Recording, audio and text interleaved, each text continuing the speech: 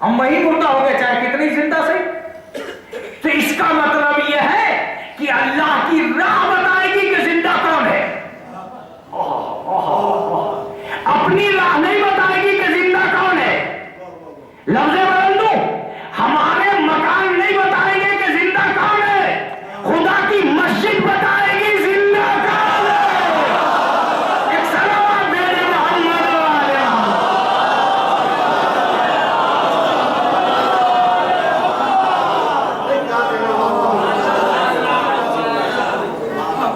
एक तस्वीर कायम हुई और एक तस्वीर कायम होने के बाद मैं अपने पूरे समाज से आंखें मिलाकर यह कहता हूं कि जिंदगी उस तस्वीर का नाम कभी रहा ही नहीं जिस तस्वीर को इस समाज ने जिंदगी कहा।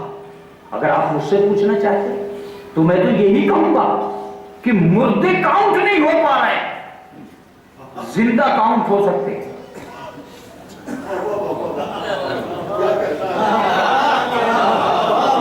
मुर्दे काउंट नहीं हो पा रहे हैं कि मुर्दे कितने हैं। जिंदों को तो पता चल जाएगा। कहा मौलाना तुम मुर्दों को नहीं जानते। मैंने कहा चल नहीं जानता। कहा चलिए आइए तशरीफ लाइए, ये कब्र है, इस पर फातिहा पढ़िए। मैंने फातिहा पढ़ने के बाद पूछा कि तू कहना क्या चाहता है। कहा इसमें एक मुर्दा है। मैंने कहा इस्लाम की हदीस सुन, मम्मात अला हुब्बे आले मोहम्मदिन माता शहीदा।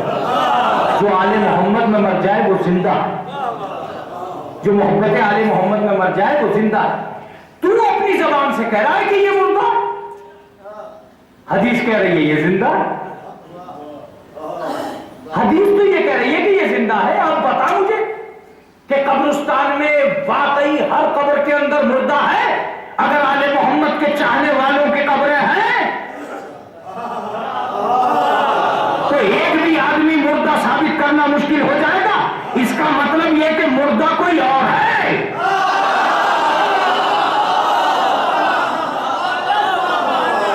मुर्दा कोई और है। ये तो जिंदों की बस्ती है। ये शहरे खामोशा जिंदों की बस्ती है। यही वजह है कि जब किसी के मकान पे जाते हो तो कहते हो अस्सलामु अलैकुम, और कब्रिस्तान में जाते हो तो कहते हो अस्सलामु अलैकुम। सवाल ये पैदा होता है जिस तरह जिंदों को सलाम वैसे ही मुर्दों को सलाम क्यों। इसका मतलब ये कि ये यहां के जिंदा है, वो वहां के जिंदा है।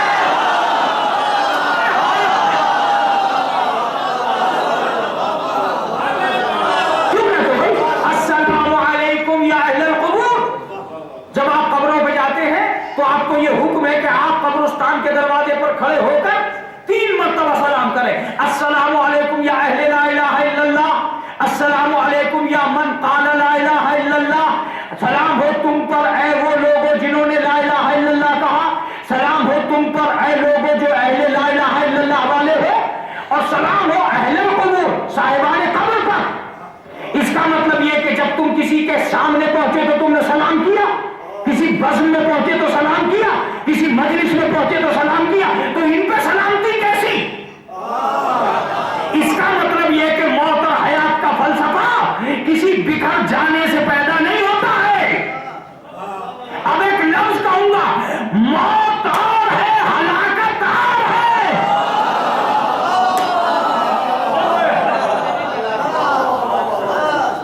ये मरे हैं मिटे नहीं।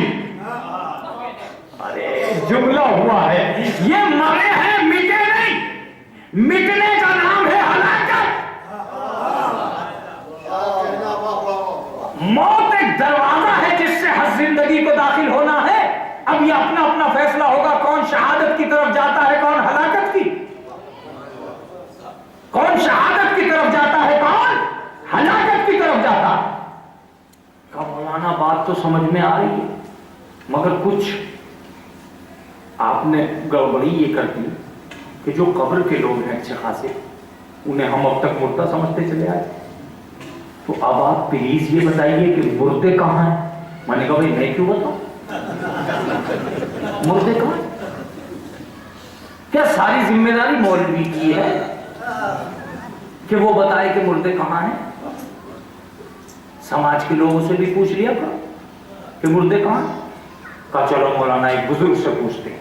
हम एक बुजुर्ग के पास गए। हमने कहा हुजूर हमें ये बताइए कि मुर्दा किसे कहते। मैं बचा रहा हूं रायबरेली की उस मस्जिद से अपने आप को जो पढ़ के गया था, एक सलवात भेजे मोहम्मद वाले उसके आगे का सबक पढ़ रहा हूं, उसके पीछे का नहीं पढ़ना चाहता, वरना यकीनन यहां मैं 7 आयतें पढ़ता आपकी खिदमत आलिया में, 7 आयतें पढ़ता कुरान मजीद की जिसमें यह साबित करता कि मुर्दा कौन है और जिंदा कौन। लेकिन मैं उससे बचा रहा हूं, आपकी बहस को आगे बढ़ा रहा हूं। तवज्जो दीजिएगा और बहुत तवज्जो से। मैं चाहता हूं कि मेरे छोटे भाई तक ये पैगाम पहुंचे। मैंने कहा बुजुर्गवार आप बताइए मुर्दा कौन है। कहा मौलाना इतने बड़े हो गए तुम्हें यही पता ना चला मुर्दा कौन है। मैंने कहा बड़ा होना और है, पढ़ा होना और। हम बड़े जरूर हैं मगर पढ़े नहीं हैं। हुजूर ये बताइए आप कि मुर्दा कौन। कहा चलो मौलाना मैं बताता हूँ। एक आदमी का दम अटक रहा, मैं वहां जाकर बताऊँ। हम गए, उसके घर में शोर मच रहा था, बहुत से लोग जमा थे, एक आदमी लेटा हुआ था। बुजुर्गवार ने कहा यही मुर्दा है, मैयत हो गई, ये मर गया। मैंने हाथ उठाया, आंख देखी, पैर देखे, चेहरा देखा। मैंने कहा मियां सारी चीजें तो वही हैं जो आपके पास है।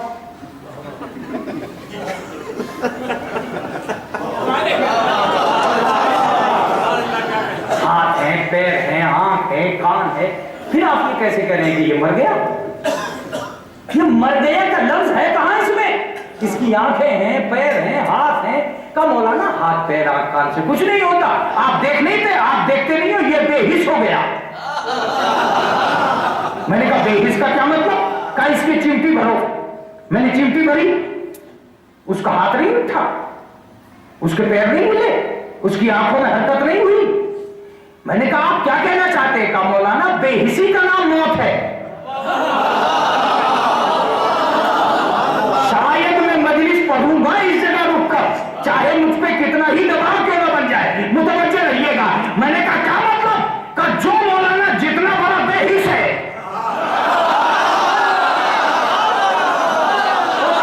मुर्दा है, तो मैंने कहा फिर खबरों के लिए मत कहो कि इसमें मुर्दे हैं। जो अपने मकान में बेहिस हो जाए वही मुर्दा है।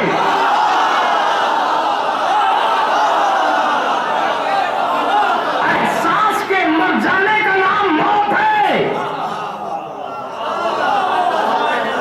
जब जब एहसास मरेगा मौत होगी। एहसास का मतलब जब दूसरे की हरकत का असर किसी पे न हो, उसका मतलब है मौत। आदमी बेहिसी में आ जाए तो मौत है। तबलीग का एहसास न रहे तो मुर्दा है। दीन का एहसास न रहे तो मुर्दा है।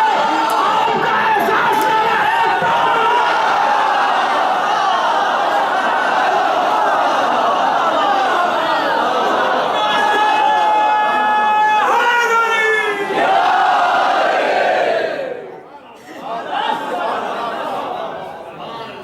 कहीं नहीं, किसी चीज का एहसास ही नहीं है। एहसास नहीं का मतलब अब बिस्तर पर पड़े रहो, तुम मुर्दा हो अगर किसी चीज का एहसास नहीं। सुबह को तुमने नमाज वाजिब का एहसास जागा कि नहीं जागा। जोहर की नमाज का एहसास जागा कि नहीं जागा। नमाज मगरिब का एहसास जागा कि नहीं जागा। औलाद के पालने का एहसास जागा कि नहीं जागा। तुम्हें अपने दूसरों को परवान चढ़ाने का एहसास जागा कि नहीं जागा। इमाम बाड़े का एहसास जागा कि नहीं जागा। ये सारे एहसास मर के अगर रोटियां खाता रहा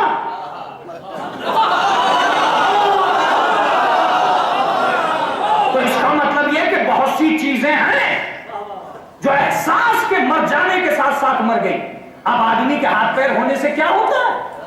चुनांचे कुरान मजीद कहता है, कुरान मजीद कहता है वलहुम आज़ानुन ला यस्मऊना बिहा, उनके कान हैं मगर सुनते नहीं। वलहुम आयुनुन ला युबसिरूना बिहा, उनके आंखें हैं मगर देखते नहीं। वलहुम कुलूबुन ला यफ़क़हूना बिहा, उनके दिल हैं मगर समझते नहीं। क्या फायदा है ऐसी आंख का, ऐसे कान का, ऐसे दिल का। इसका मतलब यह कि दिल जिंदा है अगर समझ रहा है। दिल जिंदा है अगर समझ रहा है, आंखें जिंदा है अगर देख रही है, हाथ जिंदा है अगर हरकत कर रहे हैं। तो अगर हरकत ही नहीं रही, एहसास ही खत्म हो गया, हम तो बस अपने लिए जीते हैं। अपने लिए जीते। एक लफ्ज सुनिए, अगर अपने लिए जीना जायज होता तो अहले बैत कभी आसमान से जमीन पर ना आते।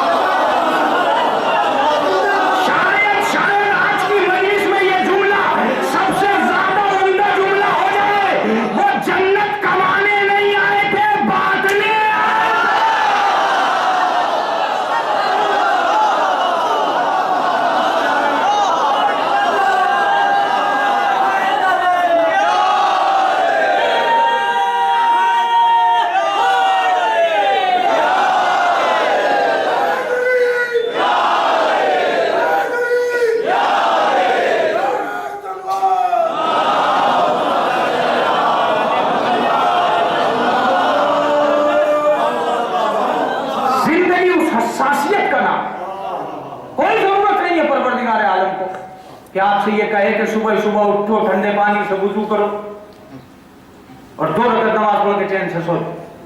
नहीं, असल में सुबह को परवरदिगार आलम ये चाहता था कि वाजिब का एहसास है या नहीं। अगर वाजिब का एहसास ही नहीं रहा तो हमने तुम्हें जिंदा ही कब माना? तुम अपने आप को खड़ा समझते रहो कि हम जिंदा हैं, हम तो रसूल अल्लाह के सामने के लोगों को मुर्दा कह गए।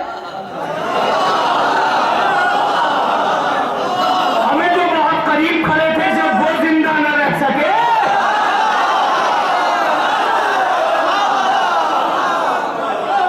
तो जो बहुत दूर खड़े हैं उनकी जिंदगी का क्या एहसास है? नहीं, तुम हमारे सामने आओ और आने के बाद हमें एहसास दिलाओ कि तुम जिंदा हो या नहीं हो। चलो मौलाना, मैंने कहा देखिए ये तो बात आपकी साबित हो गई कि मुर्दा इसे नहीं थे, तो हाँ मौलाना ये तो तुमने काट दी। इसका मतलब ये कि हसासियत के मरने का नाम। मैं समझता हूं कि इंसान एक कब्रिस्तान का नाम है। इंसान एक कब्रिस्तान का नाम है। तुम एक आदमी के मरने का इतना गम कर रहे हो कि साहब वो आदमी मर गया। गम करना चाहिए इस बात पर न जाने कितनी चीजें उस आदमी में पहले मर चुकी हैं।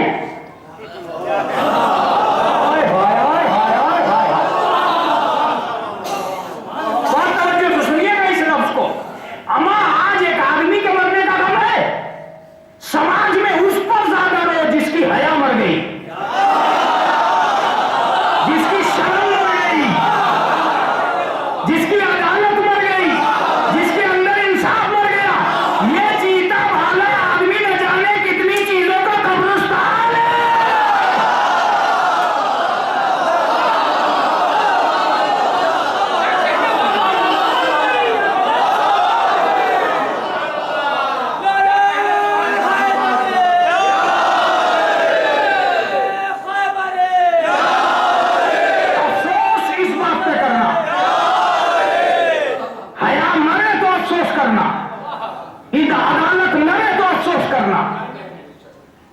ईमान मरे तो अफसोस करना, मजहब मरे तो अफसोस करना।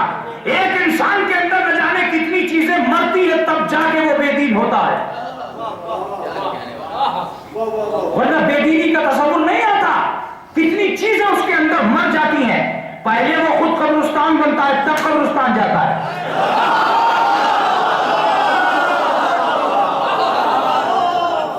इस्लाम क्या चाहता है? इस्लाम चाहता है कि सुबह से शाम तक जागते रहने का और जिंदा रहने का सबूत पेश करो। अगर सबूत पेश नहीं कर पा रहे हो तो कौन से लम्हे में तुम्हें मौत आ जाएगी? इसलिए कि एक चीज का नाम मौत नहीं है, तवफ़्फ़ल अनफुस ना मौत है। जब मौत आती है तो हम इंसान की मुद्दत हयात को पूरा कर देते हैं। मौत जब तक नहीं आ सकती जब तक अल्लाह की इजाजत शामिल हाल ना हो जाए। चलो कमर सुल्तान थोड़ा सा आगे बढ़ो, कहीं ऐसा ना हो कि वो चैप्टर पीछे रहे। वो चैप्टर पीछे नहीं रहना चाहिए, उसी की उंगली पकड़ के मैं जिसको तमाम कर। मैंने कहा आप आगे साबित कीजिए। कहा मौलाना ये तो एक पूरा चैप्टर है। मैंने कहा वो कहते चलो आगे आगे देखो, ये जितना मजमा पीछे पीछे जा रहा है, एक आदमी 4 आदमियों के कांधे पे जा रहा है। मैंने कहा कब वो मुर्दा है जो कांधे पे जा रहा है। मैं उनके करीब गया, करीब का मंजर देखा। एक आदमी एक चारपाई पे लेटा हुआ था, 4 आदमी उसको उठाए हुए जा रहे थे, लोग कांधा बदल रहे थे। मैंने कहा आगा साहब ये क्या है? कहा वो जो लेटा है वो है मुर्दा और ये जो ले जा रहे हैं ये है जिंदा। मैंने कहा आप लफ्ज़ गलत कह रहे हैं, अगर इन लफ्जों को सही कर दें तो कौन समझ जाएगी। का क्या मतलब? मैंने कहा सुनिए, असली बात यह है जो दूसरों पर बोझ बना है वो है मुर्दा,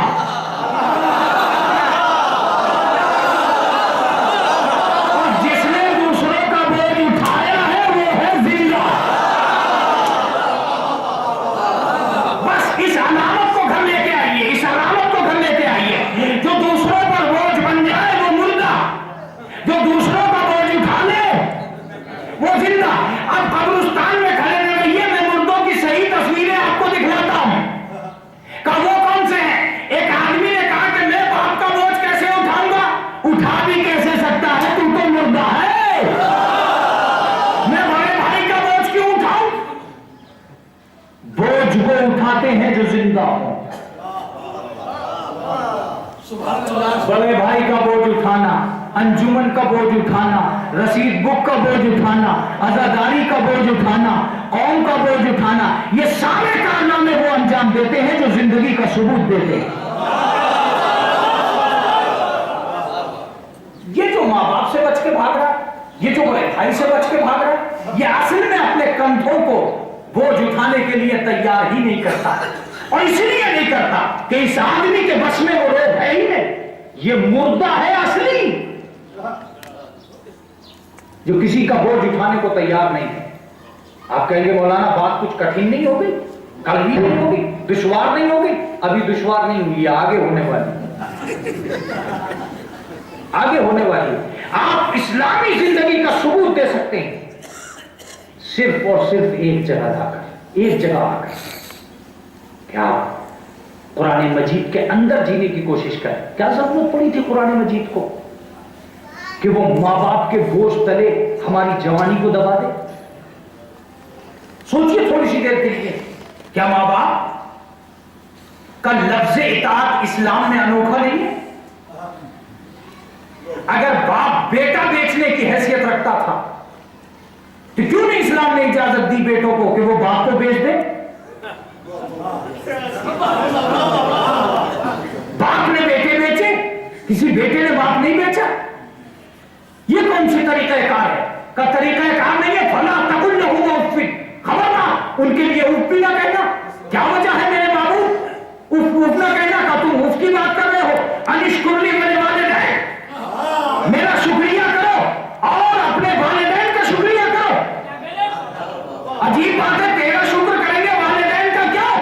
का जो बंदों का नहीं हो सका वो अल्लाह का क्या होगा?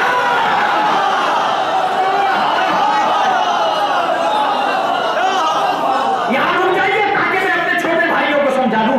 अनिश्कुरली वाले वालिदैन, मेरा शुक्र करो और अपने वालिदैन का शुक्रिया। ए माबूद, तेरा शुक्र करेंगे, तेरे अलावा किसी का नहीं। का गलत सोच रहे हो। मैंने माँ बाप को पैदा ही इसलिए किया है। अगर मजलिस में मेरा ये लफ्ज़ कबूल नहीं हुआ तो या तो उर्दू की शिकायत होगी या आपकी समाज की शिकायत होगी। अनिश्कुरली वालिदैन, मेरा शुक्रिया करो, मेरा शुक्र करो और अपने वालिदैन का शुक्र करो। माबूद क्यों तेरे साथ बंदों का शुक्र करे? का इसलिए कि मैंने माँ बाप को रखा इसलिए है कि तुम्हारा ज़र्फ़े इताअत नाप सकूं।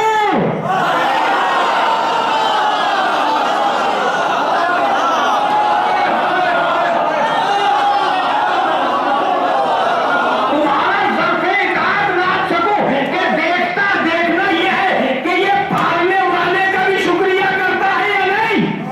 हमें जो पालने वाले का नहीं है वो पैदा करने वाला।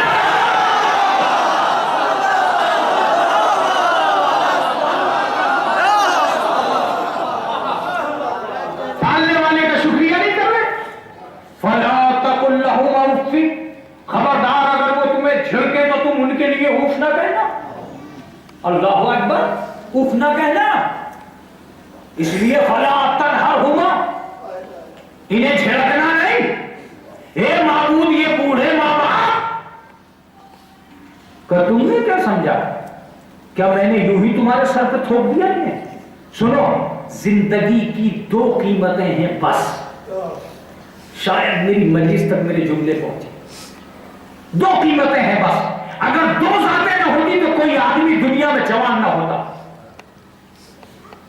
एक अल्लाह, दूसरे माँ बाप।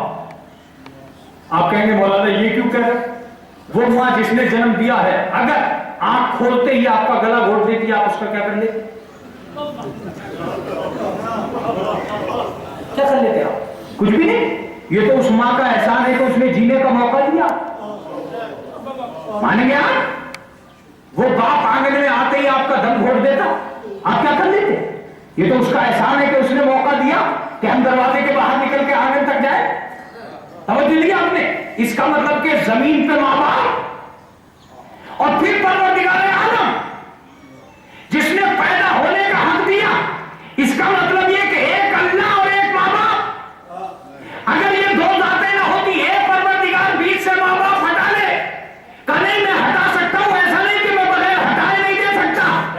मैं ईसा को बगैर बाप के पैदा कर सकता हूं।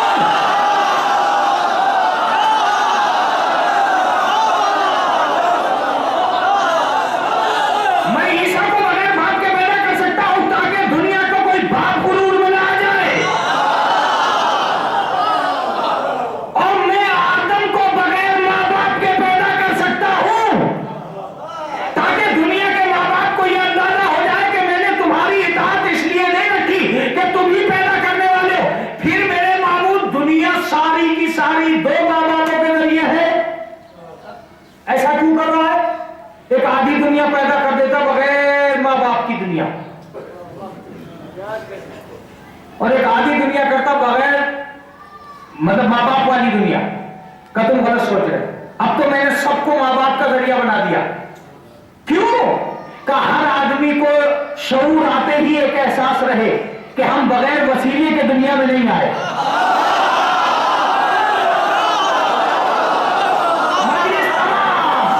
मजलिस तमाम हर आदमी को यह एहसास रहे कि बगैर वसीले के वो दुनिया में ना आ सका।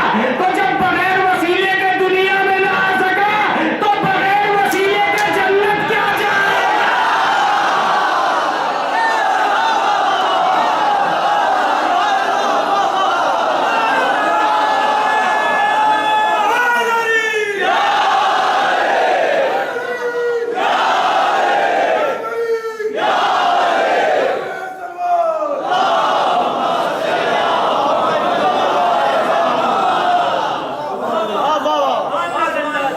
मैंने कहा माबूद ये माँ बाप है?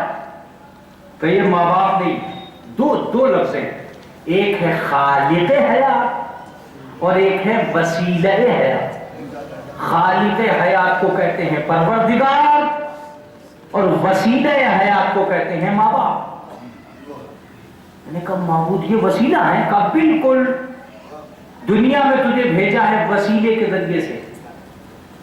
अब तलाश करके जन्नत में कैसे आएगा? मैंने कहा बगैर वसीले के। कहा आ ही नहीं सकता। जब जा नहीं पाया तो आएगा क्या? तो मैंने कहा आऊंगा कैसे? कहा सुन, गया है खानदान के बाप के जरिए, आएगा उम्मत के बाप के जरिए।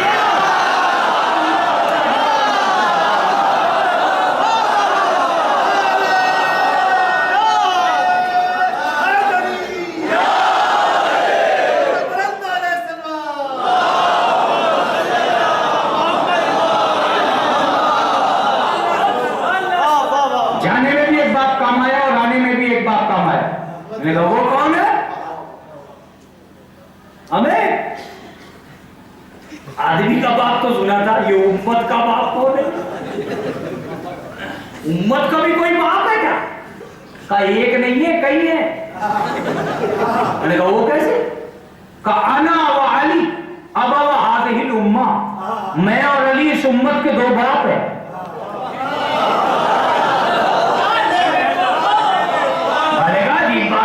आप और अली उम्मत के दो बाप? का बिल्कुल, हम उम्मत के बाप है। तो मैंने कहा भैया अबू तालिब को कुछ न कहना, तो बाप का भी।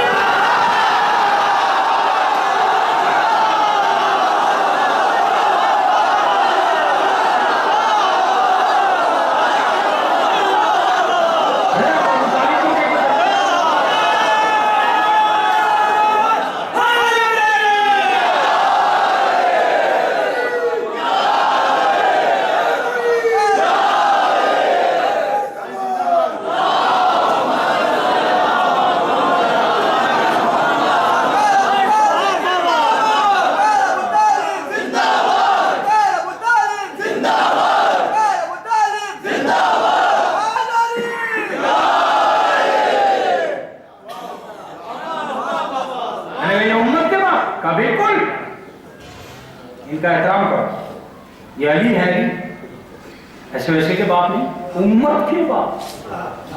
ओहो, मैंने कहा ये तो अपने ही बाप का एहतराम। मुश्किल हो रहा।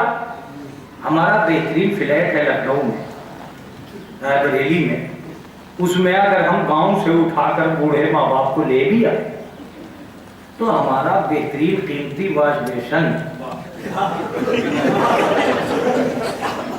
उनकी बूढ़ी खतारों के काबिल कहां है। इससे ऐसा पैसा ही दे के मामला साफ कर ले। I am very sorry daddy, मैं नहीं आ सकता, लेकिन मैं हाँ पैसे भेज रहा हूं। शरीयत ने कहा इताअत कर, इताअत। हमने दौलत का बाप नहीं बनाया है, इताअत कर।